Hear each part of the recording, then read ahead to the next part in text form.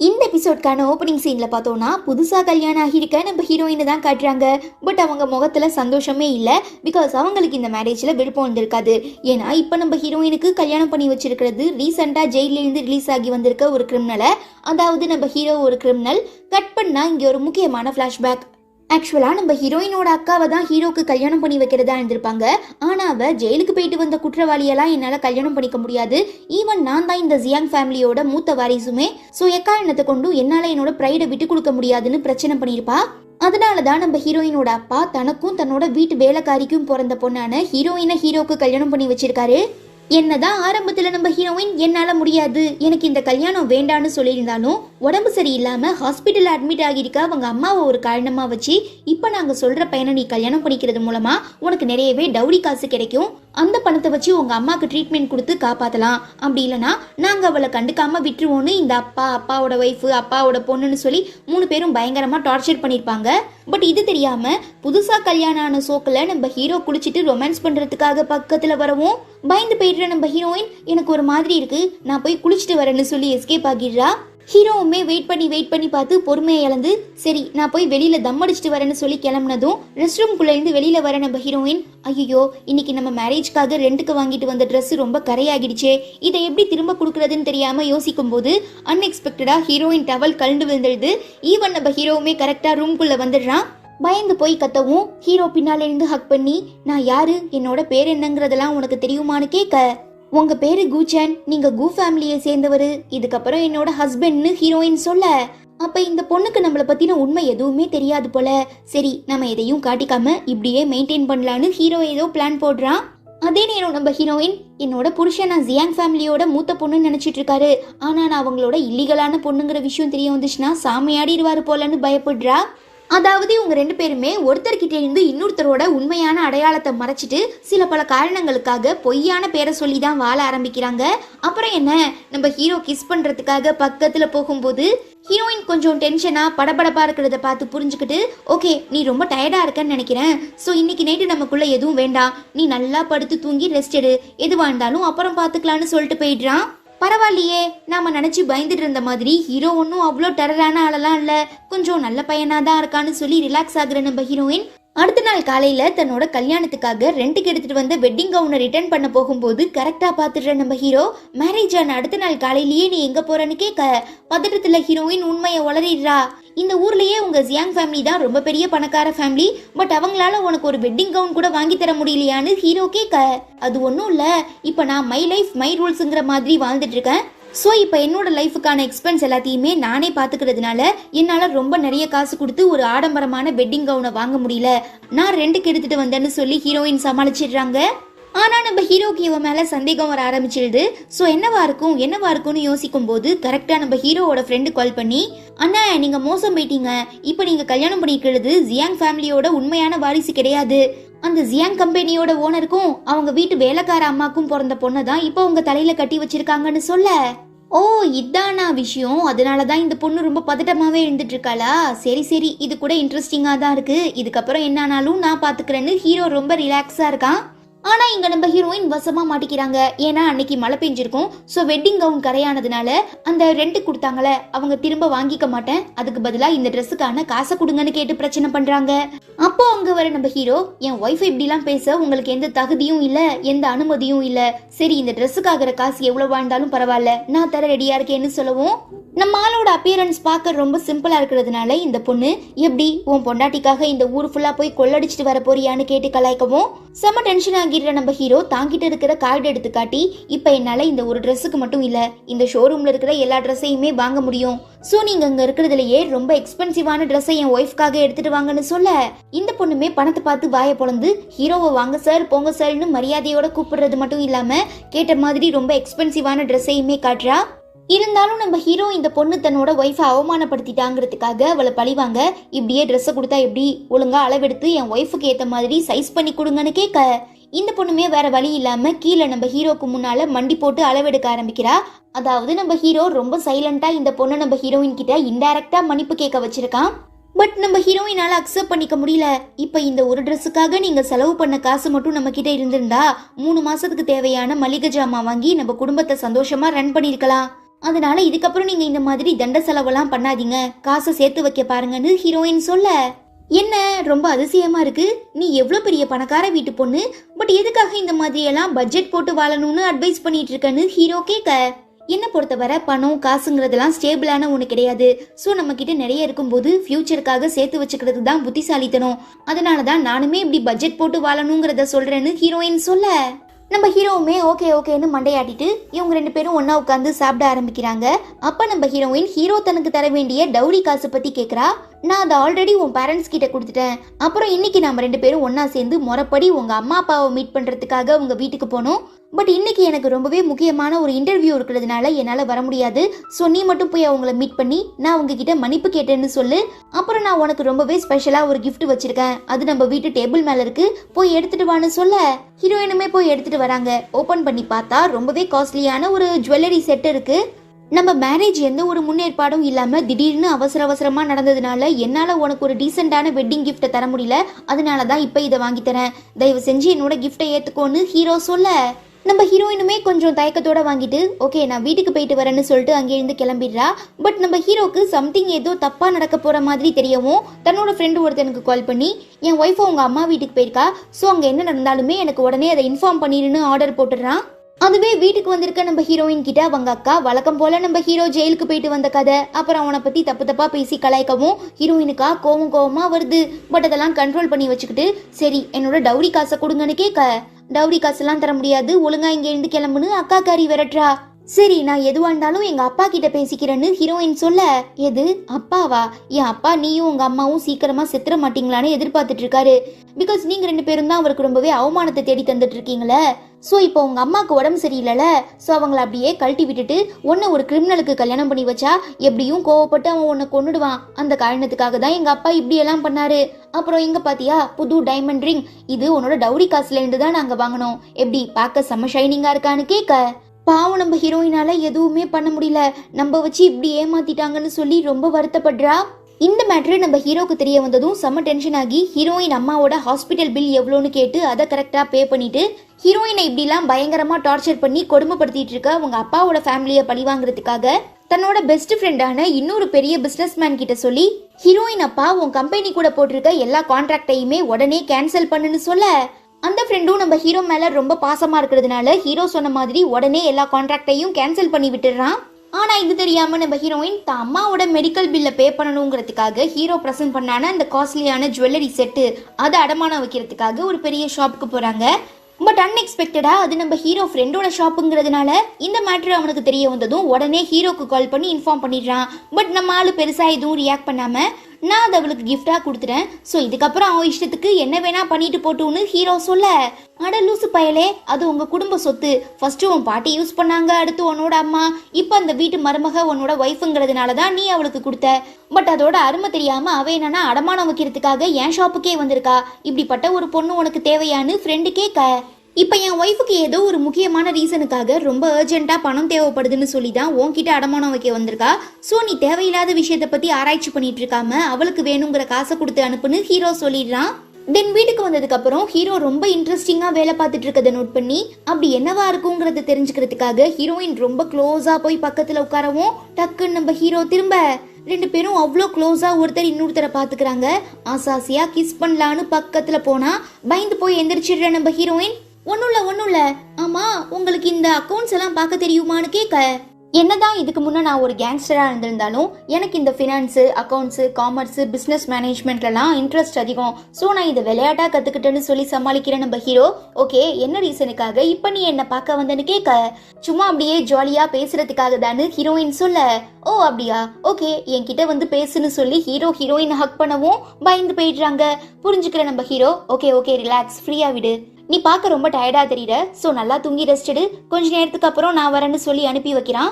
அப்ப ஹீரோயினுக்கு ஹாஸ்பிட்டல் எழுந்து கால் பண்ணி உங்க அம்மாவோட மெடிக்கல் பில்லாம் பே பண்ணியாச்சு, ஸோ நாளைக்கே நாங்க ஆப்ரேஷனை ஸ்டார்ட் பண்ணிடுவோம்னு சொல்ல, தன்னோட அப்பா தான் மெடிக்கல் பில் பே பண்ணிருக்காரு போலன்னு ஹீரோயின் நினைச்சுக்கிறாங்க. பட் உண்மையாவே பே பண்ணது நம்ம ஹீரோ தான். இந்த விஷயம் ஹீரோயினுக்கு தெரியாது. கட் பண்ண அடுத்த நாள் நம்ம ஹீரோயினோட அக்கா கால் பண்ணி வழக்கத்தை விட ரொம்ப அதிகமாவே கேவலமா அசிங்கமா கண்ணா பின்னான்னு திட்டவும் பாவம் ஹீரோயினுக்கு ஒண்ணுமே புரியல. என்னாச்சு நான் அப்படி என்ன பண்ணேன்னு கேட்க, சும்மா நடிக்காதடி. ரீசெண்டா நம்ம அப்பாவோட கம்பெனியும் மிஸ்டர் பையோட கம்பெனியும் போட்டிருந்த எல்லா கான்ட்ராக்டையும் கேன்சல் பண்ணிட்டாங்க. நான் விசாரிச்சு பார்த்ததுல நீ தான் அதுக்கான காரணங்கிறது தெரிய வந்தது. உனக்கு வெக்கமா இல்ல? இப்பதானே உனக்கு ஒருத்தவங்க கூட கல்யாணம் ஆச்சு. பட் நீ அவனுக்கு துரோகம் பண்ணிட்டு மிஸ்டர் பை கூட ரிலேஷன்ஷிப்ல இருக்கியா? அவர்கிட்ட சொல்லிதான் எங்க எல்லாரையுமே பழி வாங்கிட்டு இருக்கியான்னு கேட்டு கத்த. எது மிஸ்டர் பையா? அப்படின்னா யாருங்கிறதே எனக்கு தெரியாதுன்னு சொல்லி ஹீரோயின் ரொம்ப ஃபீல் பண்றாங்க. டென்ஷன் ஆகிடுற நம்ம ஹீரோ டக்குன்னு மொபைலை வாங்கி, நீ எவ்வளவு வேணா எழுந்துட்டு போ, பட் என் பொண்டாட்டியை இப்படிலாம் திட்ட உனக்கு எந்த ரைட்ஸும் இல்ல, போனை வெடி நாயேன்னு சொல்லிட்டு காலை கட் பண்ணிடுறான்.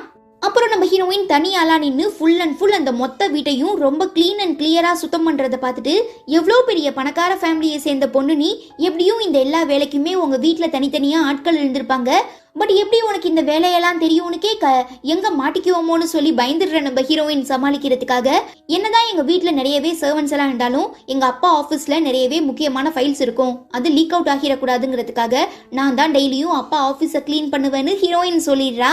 ஓ, அதான விஷயம். பட் என்னோட ஒய்ஃபான நீ இப்படிலாம் கஷ்டப்பட்டு இவ்வளோ வேலை செய்கிறத பார்க்கும்போது எனக்கு ரொம்ப வருத்தமாக இருக்குது. அது மட்டும் இல்லாமல் இப்போ நாம் இருந்துட்டு இருக்க வீடு ரொம்ப பழசா, கூடிய சீக்கிரம் உடஞ்சி போகிற நிலமையில இருக்குது. ஸோ நீ உன்னோட பணக்கார அப்பா கிட்ட சொல்லி நாம 2 பேரும் ஒன்றா சேர்ந்து வாழ்கிறதுக்காக ஒரு அப்பார்ட்மெண்ட் வாங்கி கேளு, ஒரு ஃப்ளாட் வாங்கி கேளுன்னு ஹீரோ சொல்ல, ஹீரோயின் மிரண்டு போயிடுறாங்க. எங்க தன்னை பத்தின உண்மை தெரிய வந்துச்சுன்னா ஹீரோ ஏதாவது பிரச்சனை பண்ணுவானோன்னு சொல்லி ஹீரோயினும் அவங்க அம்மாவும் வாழ்றதுக்காக ஹீரோயின் அப்பா ஒரு அப்பார்ட்மெண்ட் வாங்கி கொடுத்துருப்பாரு. பட் ஹீரோயின் அம்மா ஹாஸ்பிட்டல் அட்மிட் ஆனதுக்கு அப்புறம் அது சும்மா தான் இருந்திருக்கும். ஸோ நம்ம ஹீரோயின் ஹீரோ கிட்ட ஏதேதோ சமாளிச்சு எங்க அப்பா தான் நம்ம 2 பேருக்கும் இந்த அப்பார்ட்மெண்ட் வாங்கி கொடுத்துருக்காருன்னு சொல்லி நம்ம ஆளுங்க 2 பேருமே அங்க ஷிஃப்ட் ஆகிடுறாங்க. இதோட பின்னணியெல்லாம் நம்ம ஹீரோக்கு நல்லா தெரியும். பட் ஹீரோயின் தாங்கிட்ட எப்படியெல்லாம் சமாளிக்கிறாங்கிறத தெரிஞ்சுக்கிறதுக்காக தான் இந்த மாதிரியெல்லாம் அவளை கலாய்ச்சிட்டு இருக்கான். நெக்ஸ்ட் நம்ம ஹீரோயின் அவங்க ஃபுல் டைமா வேலை பார்த்துட்டு இருக்க தன்னோட அப்பா ஆஃபீஸ்க்கு போறாங்க. அங்க நம்ம ஹீரோயின் அக்கா, என்ன மேடம் கல்யாணம் ஆகி 1 வாரத்துக்குள்ளேயே திரும்ப ஆஃபீஸ்க்கு வந்துட்ட? என்ன வேலை வெட்டிக்கு போகாத உன் கிரிமினல் ஹஸ்பண்ட் காசு சம்பாதிச்சுட்டு வர சொல்லி ஒன்னு அடிச்சு விரட்டிட்டானான்னு கேட்டு கலாய்க்கவும் ஹீரோயினுக்கு கோவம் வந்துடுது. என்னோட அப்பா அவர் பண்ண பாவத்துக்கு பிராய்ச்சித்தம் தேடிக்கிறதுக்காக தான் உன்ன மாதிரி ஒரு கேவலமான பிறவிக்கு இங்க வேலை போட்டு கொடுத்தாரு. மத்தபடி உன் மேல எந்த பாசமும் இல்ல. அப்புறம் இவர் தான் நம்ம ஆஃபீஸ்க்கு புதுசா வந்திருக்க மேனேஜர். இதுக்கப்புறம் நீ இவருக்கு அசிஸ்டண்டா இருந்து இவருக்கு தேவைப்படுற எல்லா விஷயங்களையும் பண்ணி கொடுன்னு சொல்லி அக்கா காரி ஹீரோயினை கோத்து விட்டுட்டு போயிடுறா. இவன் வேற யாரும் இல்ல, நம்ம ஹீரோயின் காலேஜ் படிச்சுட்டு இருக்கும் போது பயங்கரமா அவங்கள ஃபாலோ பண்ணி லவ் டார்ச்சர் கொடுத்துட்டு இருந்த சீனியர். ஈவன் அவன் நம்ம ஹீரோயினை மட்டும் இல்ல, அந்த ஆஃபீஸ்ல இருந்துட்டு இருக்க எல்லா பொண்ணுங்களையுமே ரொம்ப தப்பான கண்ணோட்டத்தோட தான் பார்த்துட்டு இருக்கான். ஸோ நம்ம ஹீரோயின் கிட்ட பயங்கரமாக ஃப்ளர்ட் பண்ணி, நான் யாருங்கிறது உனக்கு ஞாபகம் இருக்கா?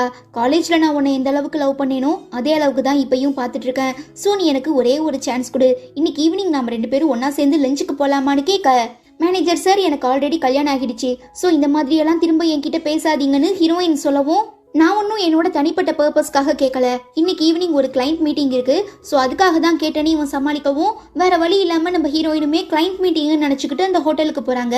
பட் அங்கே அப்படி எந்த கிளைண்ட் மீட்டிங்குமே நடக்கல. செம்ம டென்ஷன் ஆகிடுற நம்ம ஹீரோயின் இந்த மேனேஜரோட சூழ்ச்சமத்தை புரிஞ்சுக்கிட்டு, உங்களுக்கு அறிவில்லை, நான் தான் ஏற்கனவே எனக்கு மேரேஜ் ஆகிடுச்சுன்னு சொல்லிட்டேன்ல, அப்புறம் ஏன் இந்த மாதிரியெல்லாம் என்கிட்ட பிஹேவ் பண்ணுறீங்கன்னு கேட்டு கத்த, நீ பார்க்க எவ்வளோ அழகா இருக்க தெரியுமா, அது மட்டும் இல்லாமல் ரொம்ப புத்திசாலியான பொண்ணுமே, பட் உன் அக்கா மாதிரி ஒரு மக்கு பிளாஸ்டிக்கு இந்த கம்பெனியோட சிஇஓங்கிற போஸ்டிங்கில் உட்கார எந்த தகுதியும் இல்லை. அதனால நான் சொல்ற எல்லாத்தையுமே நீ கேட்டு கரெக்டா எக்ஸிக்யூட் பண்ணினா கூடிய சீக்கிரம் உன்னை கஷ்டப்படுத்தின எல்லாரையும் பழி வாங்கிட்டு நீ இந்த கம்பெனியோட சிஇஓ ஆகிடலாம். பட் அதுக்கு நான் சொல்ற எல்லாத்தையுமே நீ கேட்டாகணும்னு இந்த மேனேஜர் ஹீரோயின் கிட்ட தப்பா நடந்துக்க ட்ரை பண்றான். செம்ம டென்ஷன் ஆகிடுற நம்ம ஹீரோயின் அவனை பிடிச்சி தள்ளிவிட்டு, இதுக்கப்புறம் இந்த மாதிரி திரும்ப ஏதாவது பண்ண நான் உன்னை பத்தி மேலிடத்துல கம்ப்ளைண்ட் பண்ணிடுவேன்னு மிரட்டுறாங்க. ஆனா அந்த மேனேஜர் அதுக்கெல்லாம் பயப்படுறதாவே இல்ல. நான் ஏற்கனவே முடிவு பண்ணிட்டேன், எனக்கு நீ வேணும், அதுக்காக நான் என்ன வேணாலும் பண்ண ரெடியா இருக்கேன், எவ்வளவு எக்ஸ்ட்ரீமுக்கு போக வேணாலும் ரெடியா இருக்கேன்னு சொல்லி ஹீரோயின் கிட்ட தப்பா நடந்துக்க ட்ரை பண்ணும்போது அங்க வர நம்ம ஹீரோ அவனை எட்டி உதச்சி, இதுவரை நானே என் பொண்டாட்டியை தொட்டதில்ல, நீ யாருடான்னு கேட்டு அவனை சும்மா அடி போலன்னு பொழந்துக்கட்டி அங்கே எழுந்து விரட்டி விட்டுட்டு, பேபிமா ஐயோ ஓகே, உனக்கு எந்த ப்ராப்ளமும் இல்லையேன்னு கேட்க, ஆமா நீங்க எப்படி இங்க வந்தீங்கன்னு ஹீரோயின் திரும்ப கேட்கவும், உடனே நம்ம ஹீரோ ஃபிளாஷ்பேக் நினைச்சு பார்க்கறான். ஆக்சுவலா நம்ம ஹீரோவோட ஃப்ரெண்டு ஒரு முக்கியமான மீட்டிங்காக இந்த ஹோட்டலுக்கு வந்திருக்கும் போது தான் ஹீரோயின் மேனேஜர் அவங்கள பயங்கரமா ஃபோர்ஸ் பண்ணி வலுக்கட்டாயமா கிளைண்ட் மீட்டிங்னு சொல்லி கூட்டிட்டு வந்திருப்பான். இதை பார்த்த உடனே ஷாக் ஆகி ஹீரோக்கு ஃபோன் பண்ணி ஹீரோ ஃப்ரெண்டு இன்ஃபார்ம் பண்ணதுனால தான் தன்னோட ஒய்ஃபுக்கு எதுவும் ஆகிடக்கூடாதுங்கிறதுக்காக ஹீரோ பாஞ்சு வந்து காப்பாத்திருக்காரு. பட் இப்ப இந்த விஷயத்த ஹீரோயின் கிட்ட சொல்ல முடியாது. பிகாஸ் நம்ம ஹீரோ தன்னோட உண்மையான அடையாளத்தை மறைக்க ட்ரை பண்ணிட்டு இருக்கான். ஸோ சமாளிக்கிறதுக்காக நான் ஒரு முக்கியமான இன்டர்வியூக்காக தான் இங்கே வந்தேன்னு சொல்லிடுறான். ஹீரோயினுமே அதை நம்பிடுறாங்க. ஓகே பேபி, இதுக்கப்புறம் இந்த மாதிரி அவன் கூப்பிட்டா தனியா வராத, அப்புறம் உனக்கு தான் தேவையில்லாத பிரச்சனைன்னு ஹீரோ சொல்ல, அந்த மாதிரியெல்லாம் எதுவும் ஆகிடக்கூடாதுங்கிறதுக்காக தான் அவன் பேசின எல்லாத்தையுமே நான் ரெக்கார்ட் பண்ணிட்டேன்னு ஹீரோயின் மொபைலை காட்டவும், பரவாயில்லையே நீ கூட ரொம்ப புத்திசாலியாக தான் இருக்க. ஆமா, அந்த மேனேஜர் உன்னை கேன்னு கூப்பிட்டானே, பட் உன் உண்மையான பேரு யோயோ தானேன்னு ஹீரோ கேட்க ஹீரோயினுக்கு தூக்கி வாரி போட்டுருது. பிகாஸ் அவங்க அக்கா பேரு தான் யோயோ, பட் இவங்க தான் ஆள் மாறாட்டம் பண்ணிட்டு இருக்காங்கல்ல.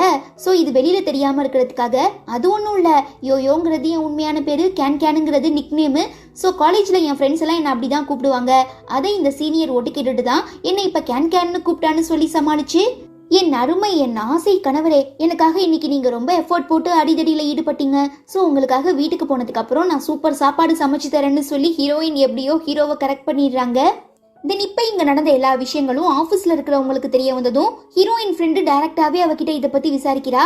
ஆமாம் உண்மைதான்னு ஹீரோயின் சொல்ல, சரி உன் கையில் ஏன் வெட்டிங் ரிங் இல்லைன்னு ஃப்ரெண்டு கேட்கும்போது, ஏன்னா இப்போ ரீசெண்டாக தானே ஹீரோயின் ஹஸ்பண்ட் ஜெயிலேருந்து வந்திருக்கான்.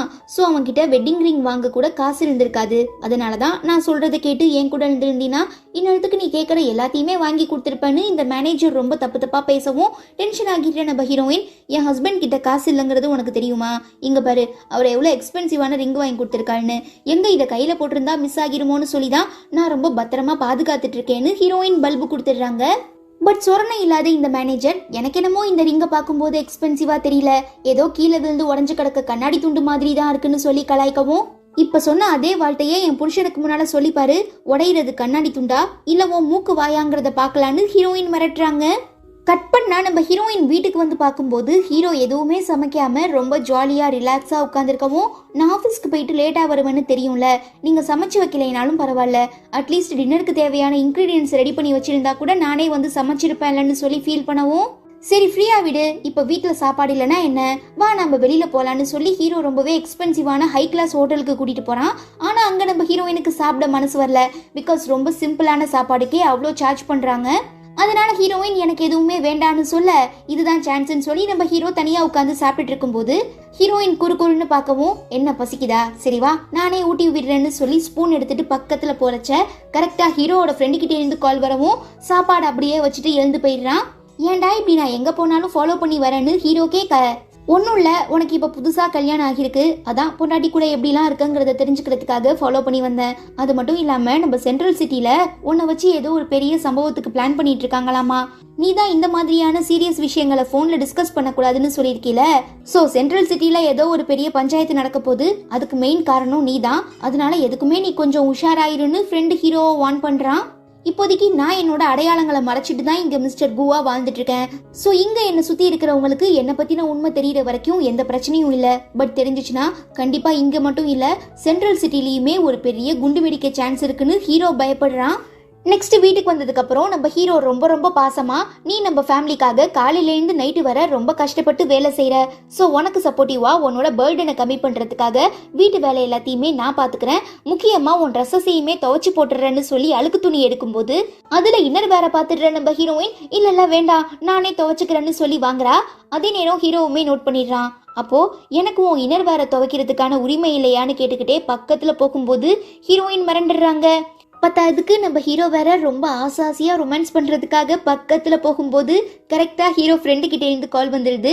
டென்ஷன் ஆகி அட்டன் பண்ணுற நம்மளு, ஏண்டா உனக்கு வேற நேரங்காலமே கிடையாதா, ஏண்டா இப்படி நான் ரொமான்டிக்கான மூடில் இருக்கும்போது சிவப்பூச்சைக்குள்ள நுழைஞ்ச கரடி மாதிரி பண்ணிட்டு இருக்கேன்னு கேட்டு கத்த, அது ஒன்றும் இல்லை ப்ரோ, உங்கள் ஃபேமிலியை சேர்ந்தவங்க சென்ட்ரல் சிட்டியில் உங்களை வச்சு என்ன சம்பவம் பண்ண போகிறாங்கங்கிறத நான் கண்டுபிடிச்சிட்டேன். உங்களுக்கு சீக்கிரமாக ஒரு பொண்ணை பார்த்து கல்யாணம் பண்ணி வைக்கணுமா?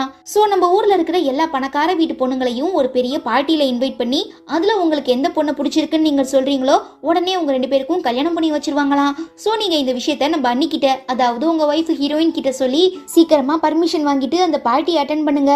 எத்தனை நாள் தான் நீங்களும் அந்த மேனேஜரும் சண்டை போட்டுட்டு இருக்கதையே நான் பார்த்துட்டு இருப்பேன், போர் அடிக்குது.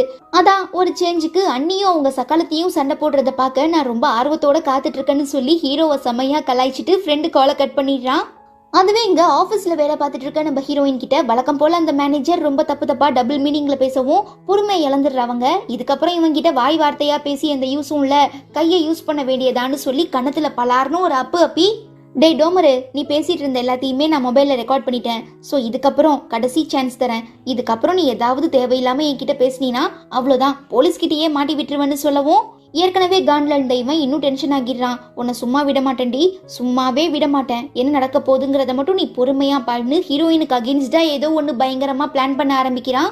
கட் பண்ணா நம்ம ஹீரோ ரொம்ப அப்செட்டா இருக்கிறத பார்த்துட்டு, என்ன ப்ரோ ஏதாவது பிரச்சனையா, உங்களுக்கு என்னோட உதவி தேவைப்படுதான்னு ஃப்ரெண்டு கேட்க, உனக்கு தெரிஞ்ச கைனகாலஜிஸ்ட் யாராவது இருந்தா என்ன உங்ககிட்ட கூட்டிட்டு போன்னு ஹீரோ சொல்லவும், என்ன கைனகாலஜிஸ்ட் கிட்டயா, எப்படி இதெல்லாம் சாத்தியமாகும், உங்களுக்கும் அன்னைக்கும் மேரேஜ் ஆகி இன்னும் முழுசா 3 மாசம் கூட ஆகல, அதுக்குள்ள எப்படி அவங்க பிரெக்னெண்டா இருப்பாங்கன்னு ஃப்ரெண்டு கேட்டு கத்த, டேய் மாங்காமடையா, இன்னும் எங்க 2 பேருக்கு நடுவுல நிஜமாவே எதுவுமே நடக்கல, என்னன்னே தெரியல, என் ஒய்ஃபுக்கு இந்த ரொமான்டிக்கான ஃபீலிங்ஸே வர மாட்டேங்குது, நானும் எவ்வளவோ ட்ரை பண்ணி பார்த்துட்டேன், பட் என்னை விட்டு விலகி போயிட்டு இருக்கா, அதான் அவளுக்கு ஏதாவது பிரச்சனை இருந்தா டாக்டர் கிட்ட காட்டி கியூர் பண்றதுக்காக தான் கைனகாலஜிஸ்ட மீட் பண்ணணும்னு சொல்லிட்டு இருக்கேன்னு ஹீரோ சொல்ல, இதுக்கெல்லாம் எதுக்கு கைனகாலஜிஸ்ட், அதான் நான் இருக்கல, எனக்கு தெரிஞ்ச ஒரு சைனீஸ் மருத்துவம் இருக்கு, சோ நீங்க அந்த ரெசிபியை செஞ்சு கொடுத்தா போதும், ஹீரோயின் சாப்பிட்டு பார்த்துட்டு உங்களையே சுத்தி வருவாங்கன்னு ஃப்ரெண்டு சொல்ல, ஹீரோவுமே அதுக்கான கரெக்டான சான்ஸ் எதிர்பார்த்து காத்துட்டு இருக்கும் போதுதான் ஹீரோயினுக்கு வயிற்று வலி வந்துடுது.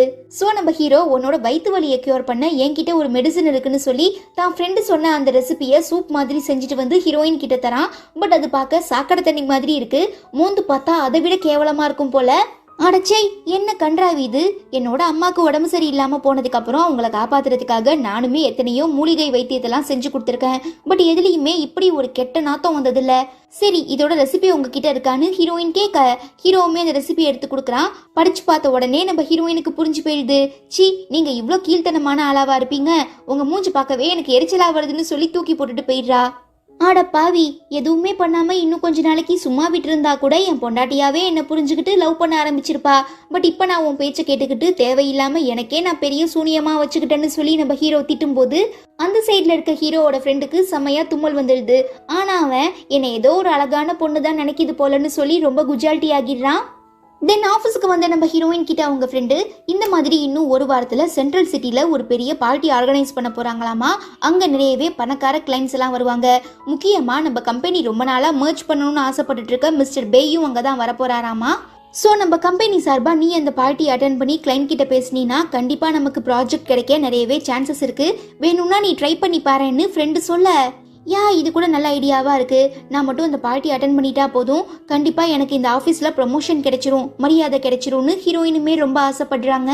இந்த எபிசோட்கான ஓப்பனிங் சீன்ல நம்ம ஹீரோயின் மிஸ்டர் பெய்ங்கிற ஒரு பிசினஸ் மேனை மீட் பண்ணி தன்னோட கம்பெனி சார்பா ஒரு முக்கியமான ப்ராஜெக்ட பத்தி பேசுறதுக்காக ரொம்ப பெரிய பார்ட்டிக்கு போறாங்க.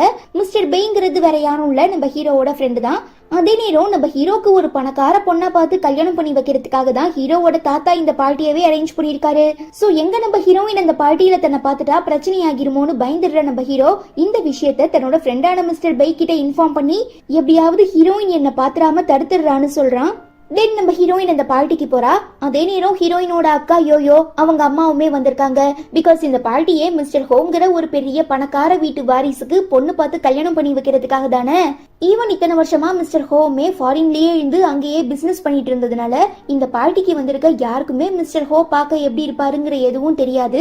சோ எப்படியாவது மிஸ்டர் ஹோவை உஷார் பண்ணி பெரிய பணக்காரி ஆகிடலாங்கிற ஆசையில தான் ஹீரோயினோட அக்கா இந்த பார்ட்டிக்கு வந்திருக்கா.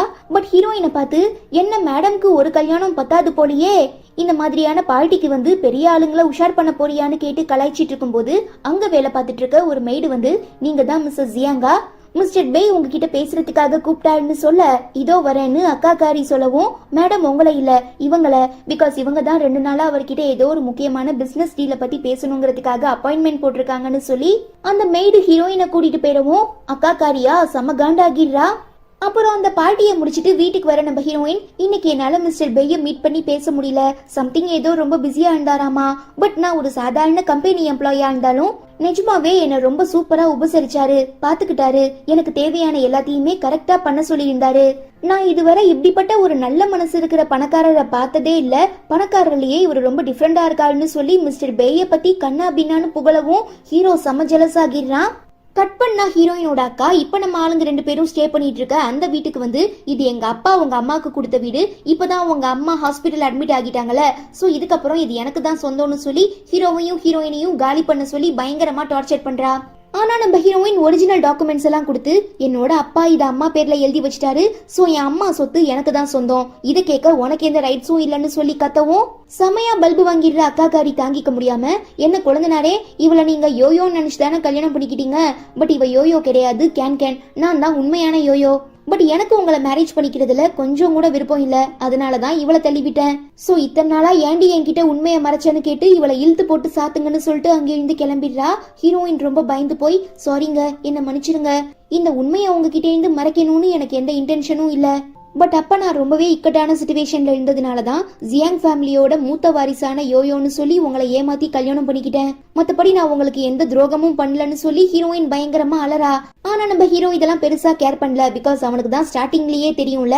சோ நீ ஃபீல் பண்ண வேண்டாம், எல்லாம் எனக்கு ஏற்கனவே தெரியும், நான் தான் பெருசா கண்டுக்கல, பிகாஸ் எனக்கு பேரு ஊரு நட்சத்திரம் எல்லாம் முக்கியம் இல்ல, கேரக்டர் மட்டும்தான் முக்கியம். எனக்கு உன்னை பிடிச்சிருக்கு, உனக்கு என்ன பிடிச்சிருக்கு, அப்புறம் யாரு சொன்னா என்ன, கண்டிப்பா நான் உன்னை விட்டுட்டு போக மாட்டேன்னு வாக்கு கொடுத்துடுறான். ஹீரோயின் ரொம்ப சந்தோஷப்படுறாங்க. அடுத்த நாள் அந்த பிசினஸ் மீட்டிங்கை பத்தி பேசுறதுக்காக போயிருந்த இடத்துல நம்ம மிஸ்டர் பே ஹீரோயினை பார்த்ததும் தெரிச்சிடுறாரு. என்ன இருந்தாலும் அண்ணியாச்சே, சோ அண்ணன் ஒய்ஃபுக்கு மரியாதை கொடுக்கறங்கிற பேர்ல காலில் விழுந்து கெஞ்சாத குறையா அவங்க கிட்ட ரொம்பவே நல்லபடியா நடந்துக்கிறாரு. அதே நேரம் நம்ம ஹீரோயின் அந்த ப்ராஜெக்ட பத்தி ரொம்ப கிளியரா டீடைலா எதுவுமே சொல்லல, பட் தன்னோட அண்ணன் ஒய்ஃபுக்காகவே இந்த ப்ராஜெக்ட பண்ணி தரேன்னு சொல்லி சைன் போட்டுடுறாரு. இதை பார்த்து டென்ஷன் ஆகிடுற நம்ம ஹீரோயினோட மேனேஜர், என்ன இந்த பொண்ணு இவ்வளவு திறமையா இருக்கா, இப்படியே போயிட்டு இருந்தா நம்ம வேலைக்கு உழ வச்சிருவான்னு சொல்லி பக்காவா பிளான் பண்ணி ஹீரோயின் மேல காரை ஏத்தி காலை உடைச்சிடுறான். நல்ல வேலை பக்கத்துல மிஸ்டர் பே இருந்ததுனால உடனே ஹீரோயினை ஹாஸ்பிட்டல் அட்மிட் பண்ணிடுறான். ஹீரோயினோட இந்த நிலைமையை பார்த்து மனசுடைஞ்சு போயிடுற நம்ம ஹீரோ, உன்னோட நிலைமைக்கு காரணமா இருந்தவன் உன் கையில மாட்டினா நீ என்ன பண்ணுவன்னு கேட்க, கண்டிப்பா அவனை மாறுகால் வாங்கி அடிச்சு துவச்சி ஆணில மாட்டி விட்டுருவேன்னு ஹீரோயின் சொல்றாங்க. கட் பண்ணா வீட்டுக்கு வந்த நம்ம ஹீரோயின் ரெஸ்ட் ரூம்ல தனியா குளிக்கவும், எனக்கு ரொம்ப கஷ்டமா இருக்கு, உனக்கு தான் கால் சரியில்லைல, வேணும்னா நான் உள்ள வந்து ஹெல்ப் பண்ணவான்னு ஹீரோ கேட்க, அதெல்லாம் வேணா நானே பாத்துக்கிறேன்னு சொல்லும் போது டமால்னு ஒரு சத்தம், என்னன்னு ஓபன் பண்ணி பார்த்தா நம்ம ஹீரோயின் பொதால்னு கீழே விழுந்து கிடக்காங்க.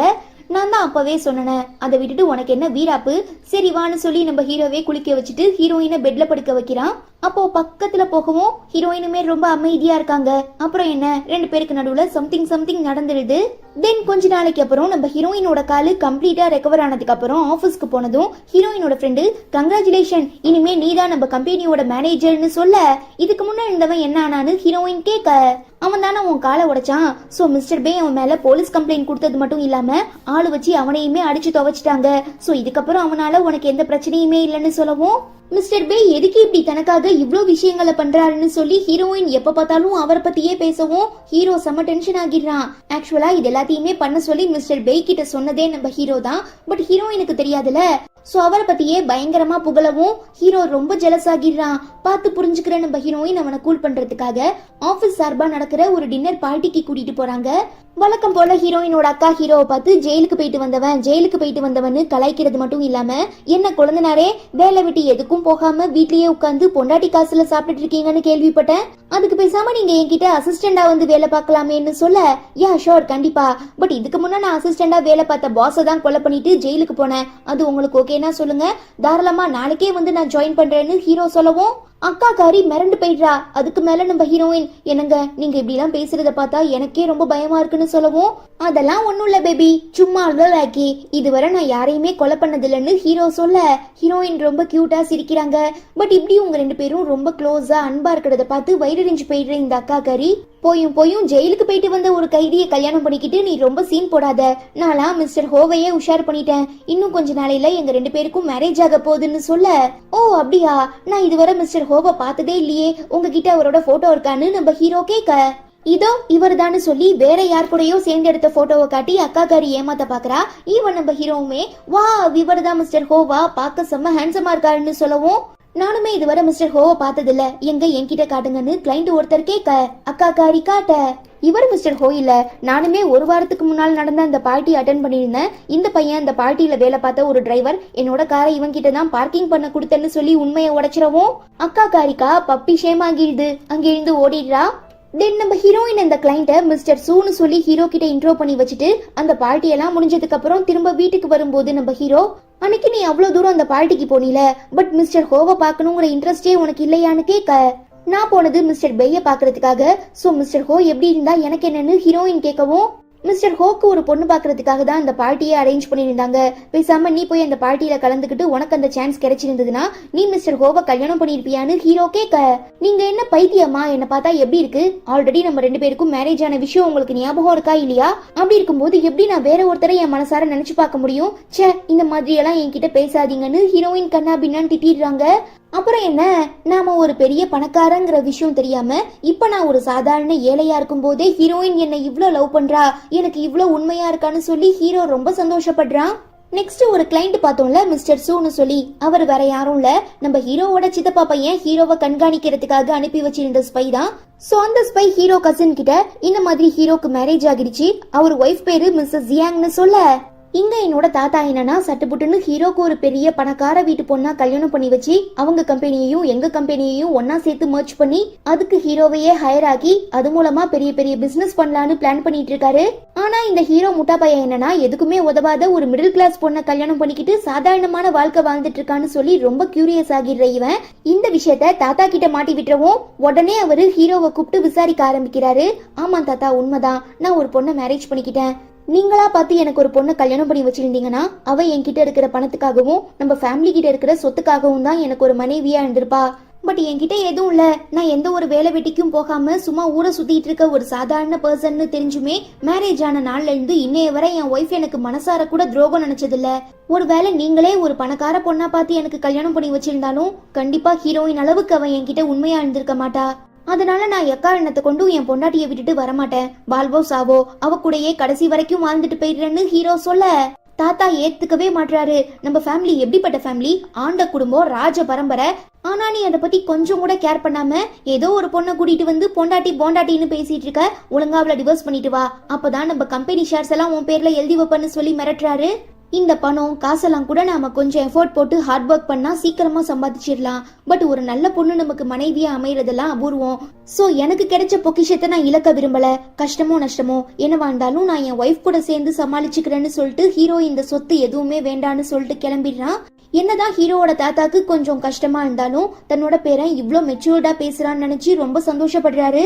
அப்புறம் திரும்ப ஊருக்கு வந்த நம்ம ஹீரோயின் கிட்ட உனக்கு ஏதாவது ஆசை கனவு லட்சியம் இருக்கான்னு கேட்க, எனக்கு நான் இப்ப இருந்துட்டு இருக்க மாதிரி ஒரு ஆபீஸுக்கு போய் அங்க 4 பேருக்கு கீழே வேலை பார்க்கலாம் சுத்தமா பிடிக்காது, எனக்கு சின்ன வயசுல இருந்தே ஒரு கெஃபே ஸ்டார்ட் பண்ணணும்னு ஆசை, வர கஸ்டமர்ஸுக்கு அவங்களுக்கு பிடிச்ச மாதிரி காஃபி குக்கீஸ் ஸ்நாக்ஸ் எல்லாம் கொடுத்து ரொம்ப சந்தோஷமா வெல்கம் பண்ணணும், அந்த இடத்துல நானே எனக்கு முதலாளி நானே எனக்கு தொழிலாளி, யாரையும் டிபெண்ட் பண்ணாம ரொம்ப இண்டிபெண்டா வாழணுங்கிறது தான் என்னோட ஆசைன்னு ஹீரோயின் சொல்ல, அடுத்த நிமிஷமே நம்ம ஆளு இந்த விஷயத்த மிஸ்டர் பே கிட்ட சொல்லவும் அவரு நம்ம ஹீரோயினுக்கு ஏத்த மாதிரி ஒரு கெஃபேவை கண்டுபிடிச்சு கொடுக்குறாரு. ஹீரோ அதுக்கு பே பண்ணி நம்ம ஹீரோயினுக்கு பிரசன்ட் பண்ணிடுறான்.